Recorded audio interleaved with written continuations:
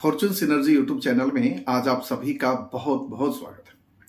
आज का विषय बहुत ही खास है कि महाशिवरात्रि, शिवरात्रि और महाशिवरात्रि शब्द में बहुत बड़ा अंतर है।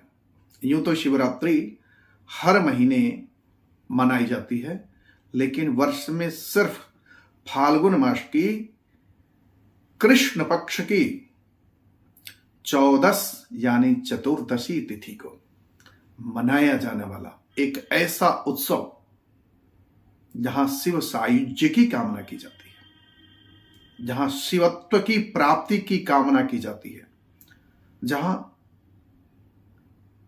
हम अपने आराध्य महादेव महेश्वर से ये अपने दुख, अपनी परेशानी दूर करने की कामना करते हैं, साथ ही साथ शिव कृपा प्राप्ति के लिए यह आराधना, उपासना का बहुत बड़ा महत्व है। तो आज इस वीडियो में हम महाशिवरात्रि के बारे में चर्चा करेंगे कि महाशिवरात्रि क्यों मनाई जाती है, महाशिवरात्रि मनाने के पीछे रहस्य क्या है, विधान क्या है और महाशिवरात्रि हम कैसे मनाएं।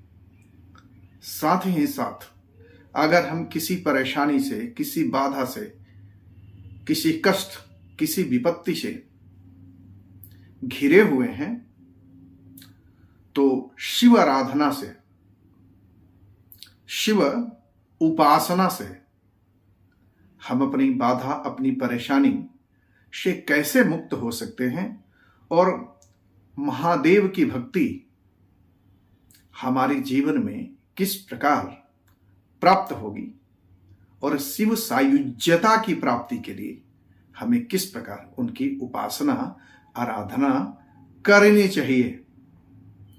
तो अगर आप इस चैनल पर नए हैं तो आप सबसे निवेदन होगा कि चैनल को जरूर सब्सक्राइब करें। वीडियो पसंद आती है तो वीडियो को लाइक करें, कमेंट करें और अपने लोगों में शेयर भी करें। महाशिवरात्रि एक ऐसी रात्रि जहां मनुष्य, देव, यक्ष, किन्नर, गंधर्व, शव शिव कृपा प्राप्ति के लिए शिव की तपस्या में लीन हो जाते हैं। एक ऐसी रात्रि जो जागरण की रात्रि है।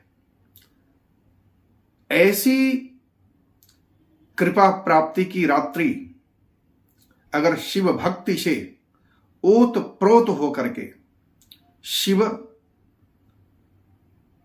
महिमा में, शिव की भक्ति में अगर हम लीन हो जाते हैं तो हमारा कल्याण निश्चित होता है।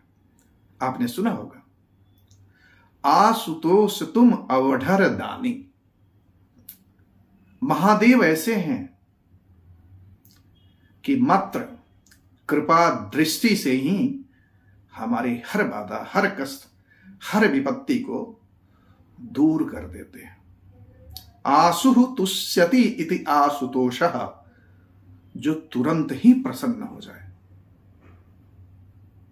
ऐसे देव,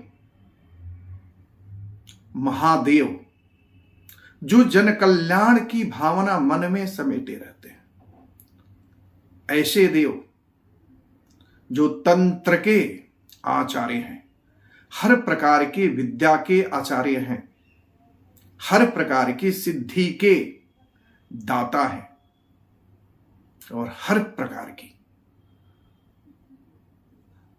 कृपा, आशीर्वाद के साथ साथ हमारी मनोकामनाओं की पूर्ति करने में सर्व सामर्थ्यमान देव हैं। शिव संकल्पमस्तु, जहां यह शब्द जुड़ जाता है, जहां शिव शब्द जुड़ जाता है तो वहां अपने आप में कल्याण निहित हो जाता है। शिव का मतलब होता है कल्याणकारी, ऐसा देव जो हमारे लिए हमेशा कल्याणकारी रहे हैं। एक ऐसा देव जिनकी आराधना सिर्फ मानव ही नहीं, देव ही नहीं, दानव भी करते हैं और अपनी अभिष्ट सिद्धि की प्राप्ति करते हैं। शिव जब अपने में आ जाए तो बाणासुर जैसे राक्षस को भी उसकी मनोकामना पूर्ति का आशीर्वाद दे देते हैं। विश्रवा जैसे ऋषि को भी, विश्रवा ऋषि रावण के पिता थे, विश्रवा ऋषि जैसे पुरोहित को भी लंका का दान कर देते हैं। वो सोचते नहीं हैं, बस मन में खुशी आ गई, भर दिया झोली।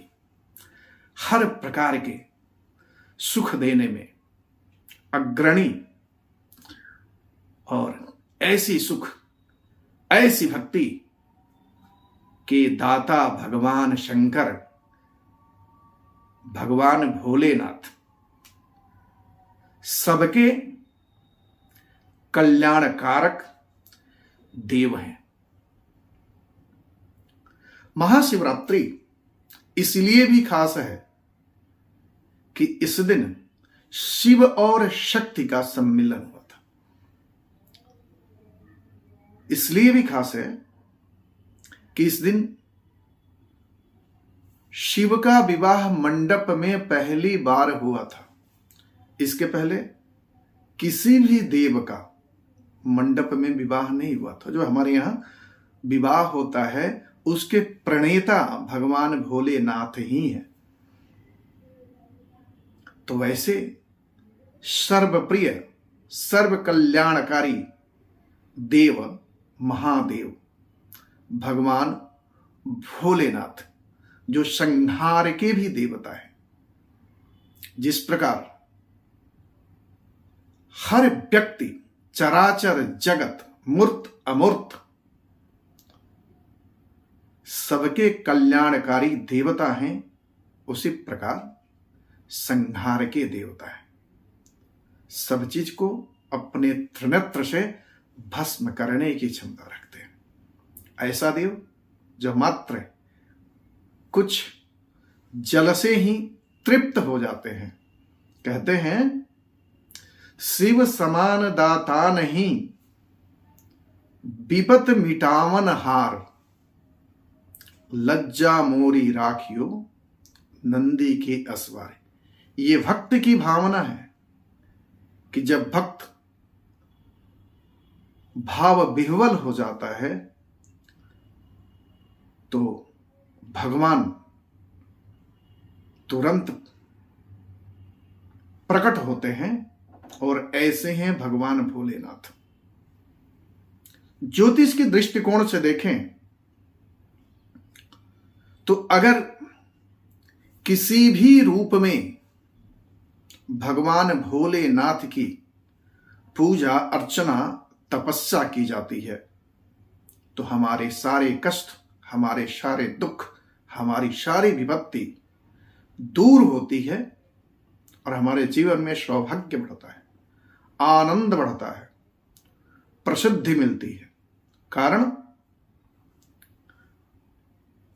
कि शिव एक ऐसे देव हैं जिसको रावण ने प्रसन्न कर लिया था, और रावण ने जिस तांडव स्तोत्र की रचना करी ये तो जग विदित है।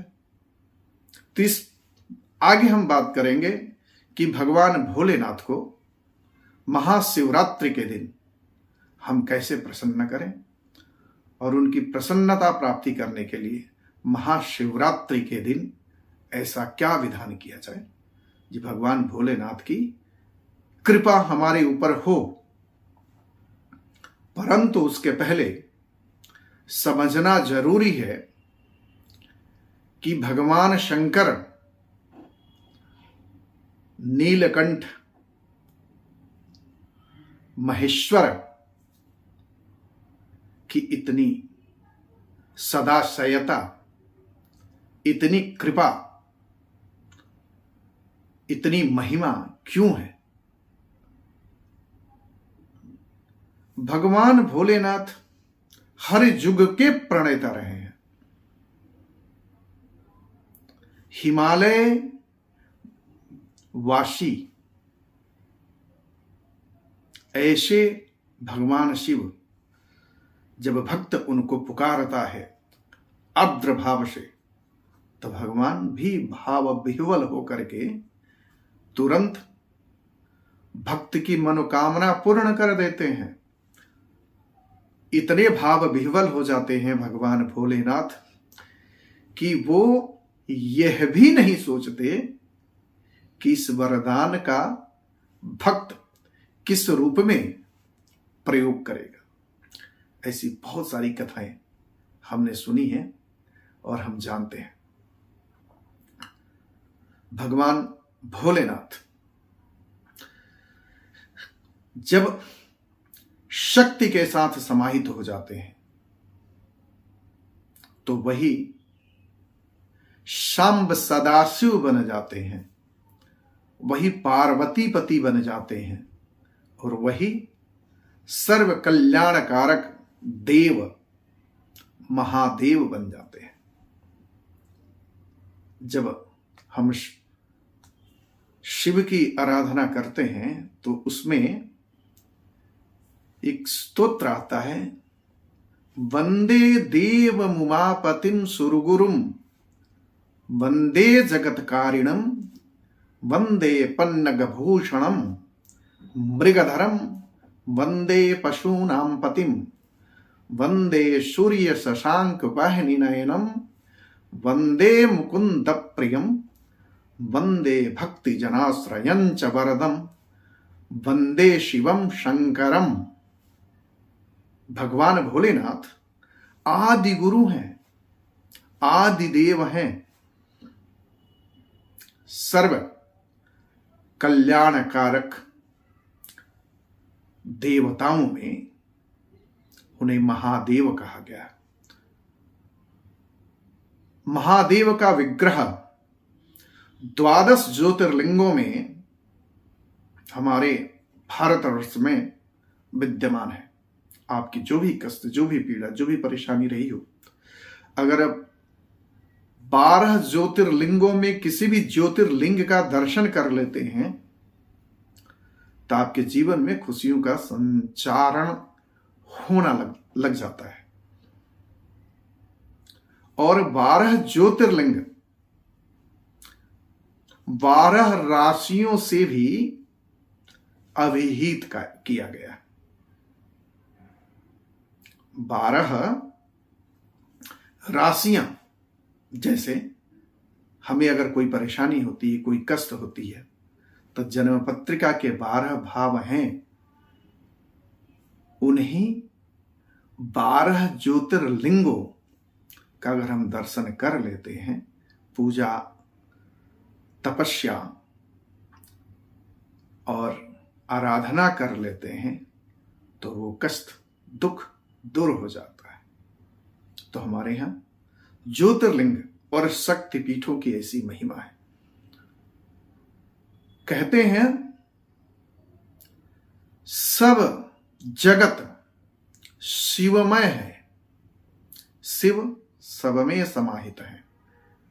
तो भगवान की हम आराधना करते हैं तो हमारी कामना यही होती है कि ईश्वर हमें सन्मार्ग पर ले जाएं, हमारे कष्ट, हमारे दुख दूर हो और हमें शिव सायुज्य की प्राप्ति हो, मतलब मुक्ति मिले, शिववास मिले। महाशिवरात्रि के दिन शिव आराधना का बड़ा महत्व है। यूं तो जब भी शिव आराधना किया जाए तो भगवान भोलेनाथ की महिमा बड़ी परंपार है, उनकी कृपा जरूर मिलती है।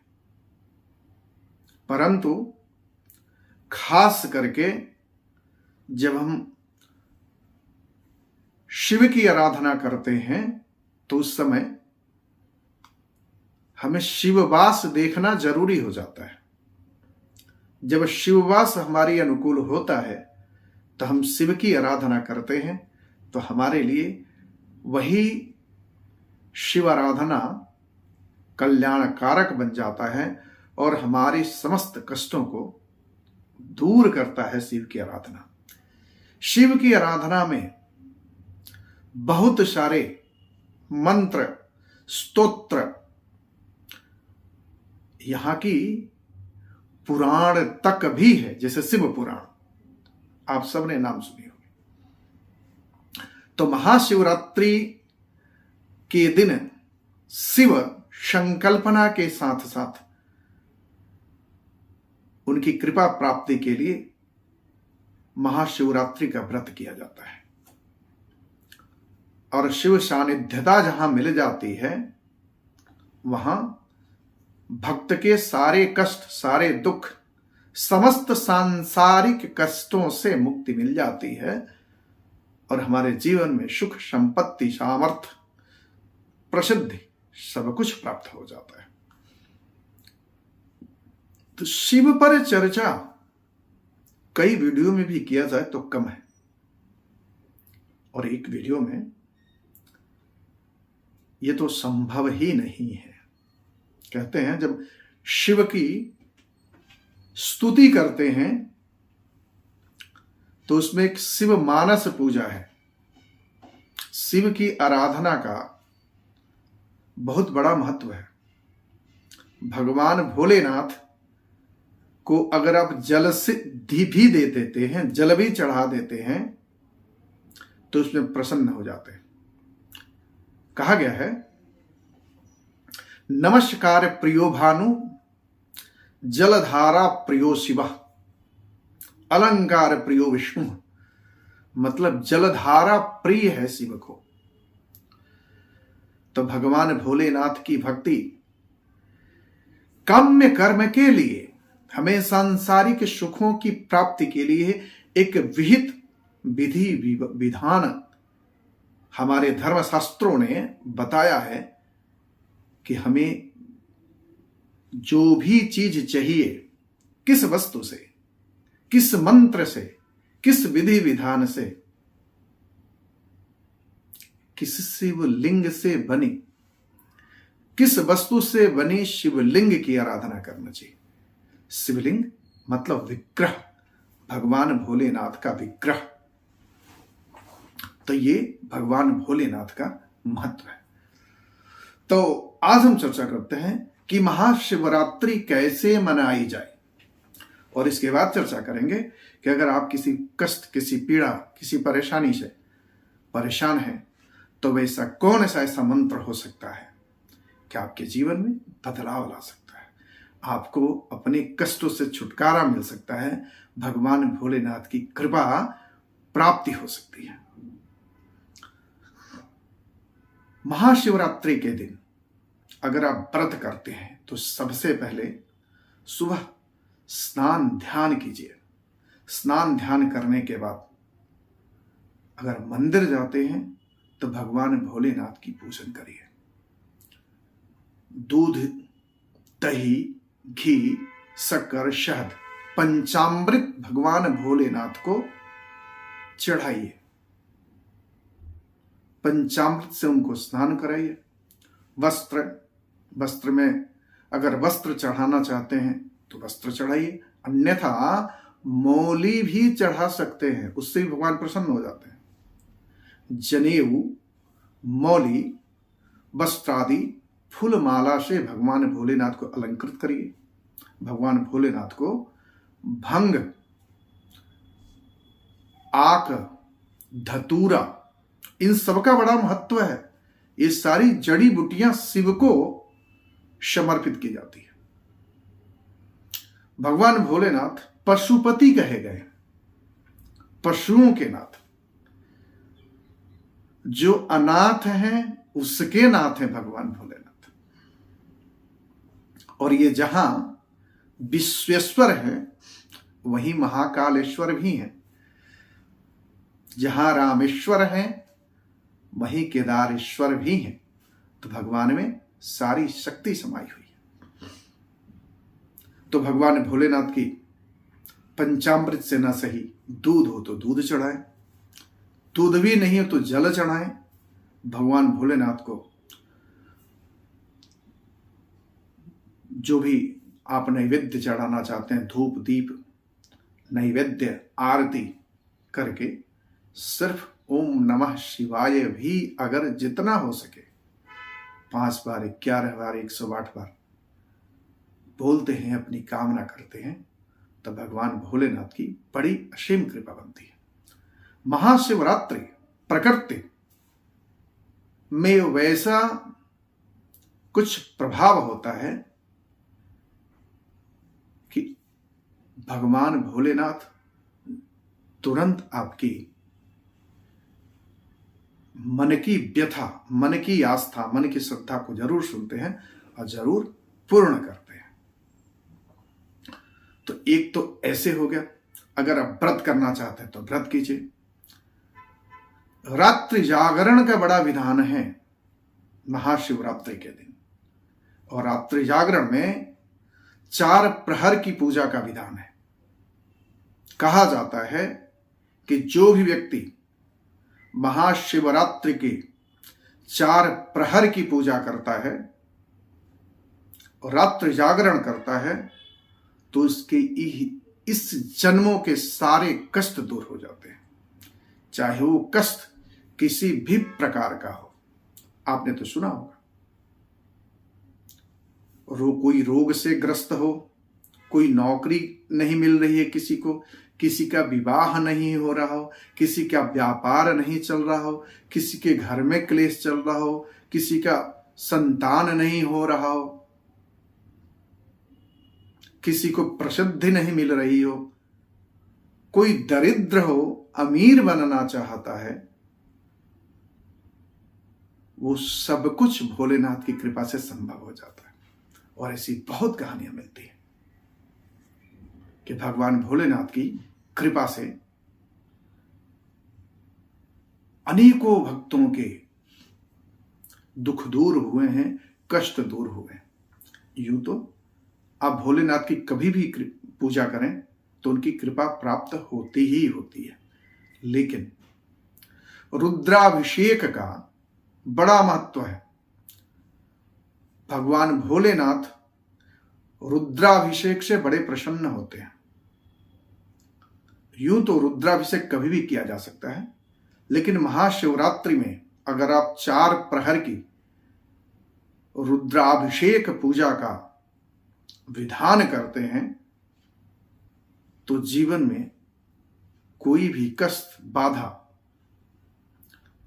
नहीं रहती है और जीवन में खुशी हमेशा बनी रहती है। ज्योतिष के हिसाब से देखें तो चंद्रमा हमारे सुख के ग्रह हैं, सुख देने वाले ग्रह हैं, और शनि दुख देने वाले ग्रह हैं। शनि दुख दे करके हमारी परीक्षा लेते हैं, और जब हम परीक्षा में पास हो जाते हैं तो हमें वो सब कुछ देते हैं। लेकिन वही चंद्रमा जब पीड़ित हो जाते हैं, हमारी जन्म पत्रिका के, हमारी ज्योतिष के विषय में जो ग्रह हैं चंद्रमा जब पीड़ित हो जाते हैं तो जीवन का सारा सुख ही खत्म हो जाता है। हमारा धन, हमारी खुशी, हमारी प्रसिद्धि, सब कुछ जीवन में एक तरह की आभा, हमारे मुखमंडल पर तेज, सबके कारक भगवान चंद्रमा ही तो है। और उस चंद्रमा को, चंद्रदेव को भगवान भोलेनाथ अपने मस्तक पर धारण करते हैं। तब चर्चा करते हैं कि 4 प्रहर की पूजा किस प्रकार की जाए। भगवान भोलेनाथ की महाशिवरात्रि के दिन जो 4 प्रहर की पूजा होती है, वो पहली पूजा प्रदोष काल से लेकर के शाम 9 बजे तक होती है, जिसमें हम षोडशोपचार पूजन करते हैं। और पहली पूजा में दूध से अभिषेक किया जाता है। पूरी रुद्राष्टध्यायी पढ़ी जाती है, ब्राह्मण पठन करते हैं और दूध की धारा भगवान भोलेनाथ पर गिरती रहती है। और उसके बाद फिर षोडशोपचार पूजन करके आरती वगैरह की जाती है। जब प्रथम प्रहर की पूजा की जाती है तो उस समय भगवान के स्तोत्रों का गान होता है, भगवान के मंत्रों का जाप होता है। और सबसे साधारण अगर कोई मंत्र आपको नहीं पता है तो ओम नमः शिवाय का जाप करना शुरू करते हैं। ये इसको पंचाक्षरी मंत्र बोला जाता है और इस मंत्र में इतनी ताकत है, इतनी शक्ति और सामर्थ्य भरा पड़ा है इस मंत्र में कि ओम नमः शिवाय का जो जाप करता है उस व्यक्ति के ऊपर भगवान भोलेनाथ की असीम कृपा बनी रहती है। दूसरे प्रहर की पूजा 9 बजे से लेकर के 12 बजे तक होती है। उसमें भगवान भोले को वैसे ही षोडशोपचार पूजन होगा और उसके बाद अभिषेक होगा, दही से अभिषेक होगा। दही से अभिषेक होने के बाद फिर शुद्ध जल से अभिषेक होगा। उसके बाद फिर षोडशोपचार पूजन होकर के आरती वगैरह होती है। तीसरे प्रहर की पूजा यानी निशीथ काल बोलते हैं, मध्यरात्रि, जो 12 बजे से लेकर के 3 बजे तक होगी, जिसमें घी से भगवान भोलेनाथ का अभिषेक किया जाएगा। और उस समय भगवान भोलेनाथ को खास करके मृत्युंजय मंत्र का जाप किया जाता है और शिव महमनी स्तोत्र का पाठ करने का बड़ा विधान है। चौथे प्रहर की पूजा 3 बजे से लेकर के सुबह 5 बजे तक की जाती है। इसमें शहद से भगवान भोलेनाथ का अभिषेक किया जाता है। यथावत ऐसे ही षोडशोपचार पूजन किया जाता है। पूजन करने के बाद शहद से अभिषेक किया जाता है, फिर शुद्ध जल से अभिषेक किया जाता है, फिर षोडशोपचार पूजन करके उनका आरती किया जाता है। ये 4 प्रहर की पूजा का मतलब यह है, धर्म अर्थ काम मोक्ष, हमारे जीवन का आधार भी तो वर्ग चतुष्ट ही है। हमारे जीवन का मूल मंत्र है धर्म अर्थ, धर्म की रक्षा करना, धर्म पर चलना, धन कमाना, सही रास्ते से कमाना, अर्थ काम उपभोग करना, और फिर मोक्ष, हमारे जीवन का आधार भी तो यही है। इस प्रकार भगवान भोलेनाथ को महाशिवरात्रि के अभिषेक का विधान है। अगर आप भी अपने घर में या किसी देवालय में, शिवालय में इस प्रकार आयोजन करते हैं तो शिव की कृपा जल्दी प्राप्त होती है और शिव मनोकामना पूर्ण करते हैं। अब चर्चा करते हैं कि अगर आप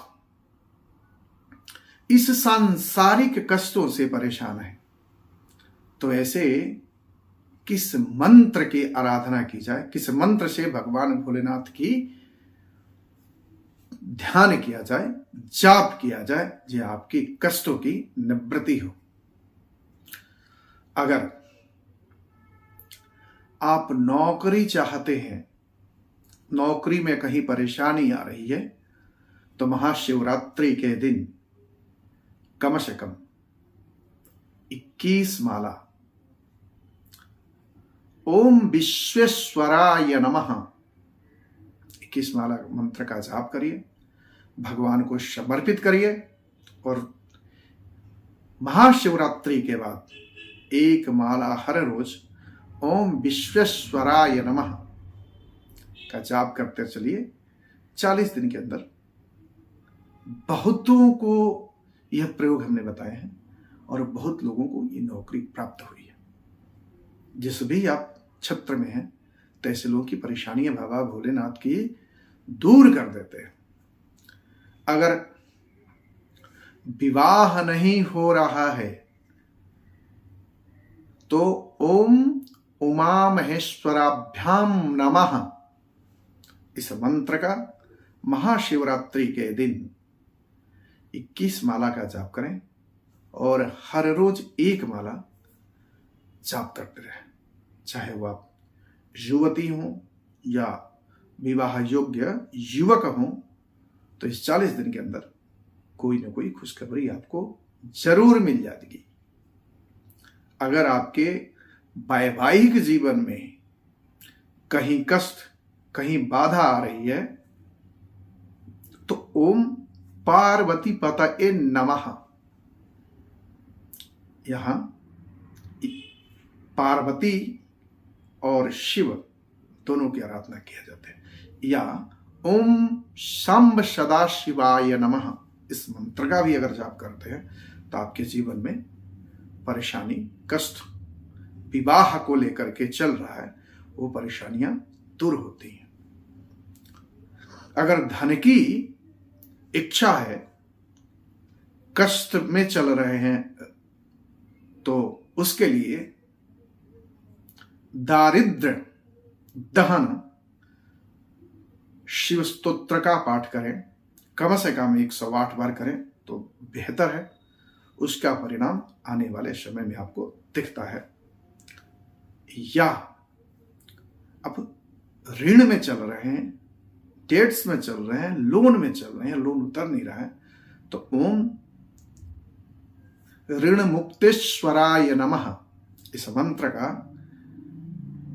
कम से कम 21 माला का जाप करें महाशिवरात्रि के दिन। ये रात्रि में सब करना है और उसके बाद एक एक माला हर रोज जाप करें। देखते देखते आपका ऋण की जो बाधा है, जो कष्ट आ रही है, जो परेशानी आ रही है, वो भी दूर हो जाता है। कोई आपत्ति, कोई विपत्ति, कोई कष्ट में चल रहे हैं तो महामृत्युंजय का जाप करिए। कोई बीमारी हो, कोई ऐसी बीमारी हो, असाध्य बीमारी हो, तो 25 माला जाप महामृत्युंजय का महाशिवरात्रि के रात्रि या तो कोई खास आपका करे या ब्राह्मण से संकल्प करा के शुरुआत करें। और एक घर परिवार को कोई भी व्यक्ति कर सकता है, किसी के भी लिए संकल्प लेकर के ही करना है। और हर रोज एक माला महामृत्युंजय जो पीड़ित व्यक्ति है, उस पीड़ित व्यक्ति के नाम से संकल्प लेकर के किया जाए तो उसकी आपत्ति, विपत्ति, कष्ट में बहुत बड़ी सुधार होना शुरू हो जाता है। साथ ही साथ एक आता है मंत्र, उसमें आता है ओम त्रयम, इसको हम बोलते हैं रुद्र गायत्री। रुद्र गायत्री एक ऐसा मंत्र है जो शिव की कृपा प्राप्ति का बहुत बढ़िया साधन है। ओम तत्पुरुषाय विद्महे महादेवाय धीमहि तन्नो रुद्रः प्रचोदयात्। यह भी बहुत महत्वपूर्ण और शक्ति सामर्थ्यवान मंत्र है शिव कृपा प्राप्ति के लिए। और कुछ भी नहीं, अगर कठिन लग रहे हैं बड़े बड़े मंत्र, तो कुछ नहीं तो ओम नमः शिवाय का जाप करिए, पंचाक्षरी मंत्र का। पंचाक्षरी मंत्र का जो भी व्यक्ति हमेशा जाप करता है, उसके जीवन में कभी अन्न धन की कमी नहीं होती है। इस प्रयोग को हमने कई जगह प्रयोग करवाए हैं और लोगों के जीवन को बदल चुका है यह मंत्र। तो आप भी श्रद्धा, भक्ति भाव से इस मंत्र का जाप करते हैं तो आपके जीवन में बहुत बड़ा बदलाव आ जाएगा।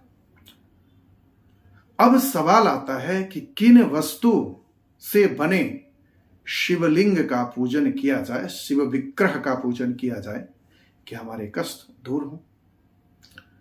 तो अक्सर आपको सुनने को मिलता होगा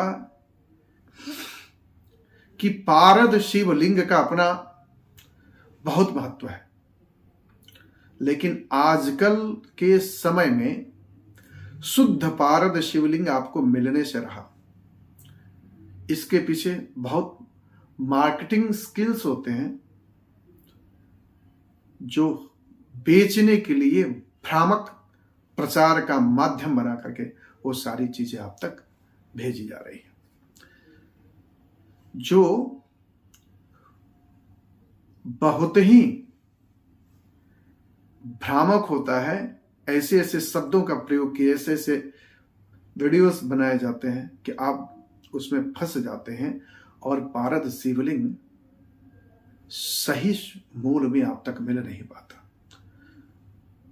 तो इस परिस्थिति में कहीं गलत वस्तु द्वारा बने हुए शिवलिंग के पूजन करते हैं तो उसका प्रभाव आपको नहीं मिल पाता। स्फटिक के शिवलिंग का पूजन अगर आप करते हैं तो वहां धन धान्य सामर्थ्य की प्राप्ति होती है, कष्ट बाधा दूर होता है। और साथ ही साथ अनेकों वस्तु से बने हुए शिवलिंग बना करके शिव आराधना का बहुत बड़ा विधान है, परंतु पार्थिवेश्वर मिट्टी के शिवलिंग बना करके जो पूजा किया जाता है, भगवान भोलेनाथ बहुत प्रसन्न होते हैं और सबसे उत्तम और सबसे त्वरित फल देने वाले पार्थिवेश्वर कहे गए हैं। तो इनका बहुत बड़ा विधान है। साथ ही साथ अब हम चर्चा करते हैं कि भगवान भोलेनाथ की भक्ति कब करनी चाहिए, कब नहीं करनी चाहिए।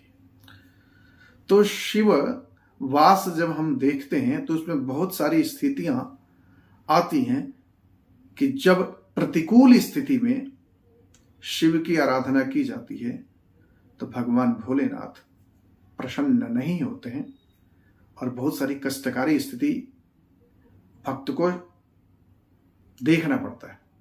हालांकि भक्त और भगवान में कोई पर्दा तो होता नहीं, भगवान तो हर कुछ समझ रहा है और भगवान भोलेनाथ है कि माफ भी करते हैं, लेकिन ऐसे गलतियों से परहेज किया जाए तो अच्छी बात है। तो बहुत ऐसे आराधना उपासना के विधान है भगवान भोलेनाथ का जो हमारे कष्टों को दूर कर सकता है और हमारे जीवन में शिव भक्ति को प्रदान कर सकता है। तो इस प्रकार महाशिवरात्रि आप मनाएं तो आपके जीवन से भी कष्ट दूर होंगे, बाधाएं दूर होंगी, परेशानियां दूर होंगी। वर्ष 2024 में शुक्रवार के दिन महाशिवरात्रि मनाई जा रही है जो श्रवण नक्षत्र में है। श्रवण नक्षत्र 9:57 तक है जो चंद्रमा का नक्षत्र माना जाता है और 9:57 मतलब सुबह, उसके बाद आ जाता है धनिष्ठा नक्षत्र जो मंगल का नक्षत्र है। तो मंगल का नक्षत्र में भी मंगल, आपको पता है मंगल का अधिपति देव भगवान हनुमान जी हैं और हनुमान जी भोलेनाथ के 11वें अवतार हैं।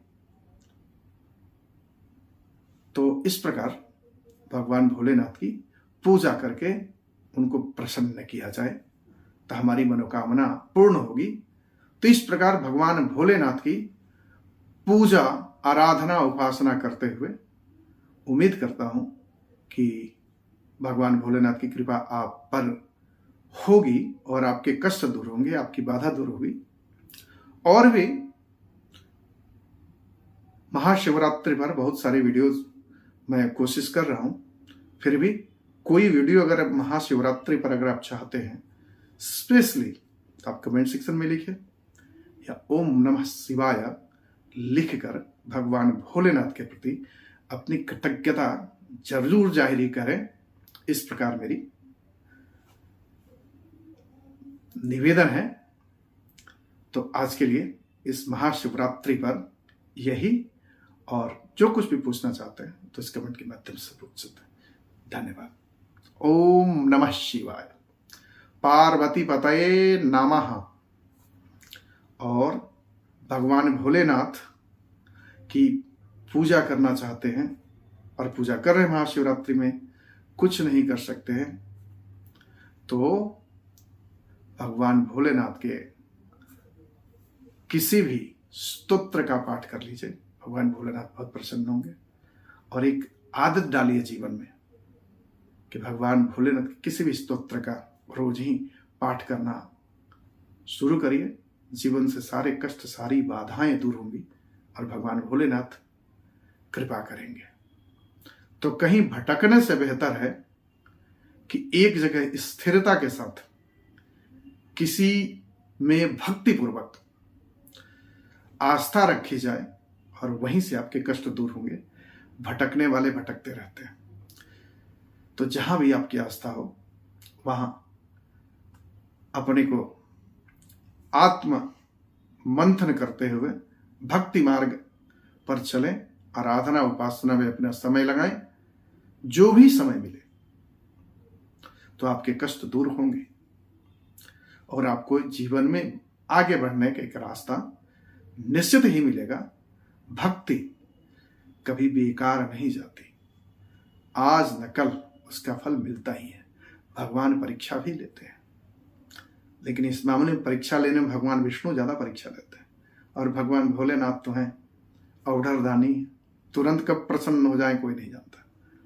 इसी शुभकामनाओं के साथ महाशिवरात्रि आप सबके लिए बहुत ही मंगलमय हो और भगवान भोलेनाथ महादेव की कृपा आप पर, आपके परिवार पर हमेशा बनी रहे और आपके जीवन में भी खुशियां आए, कष्ट कटे, बाधाएं कटे।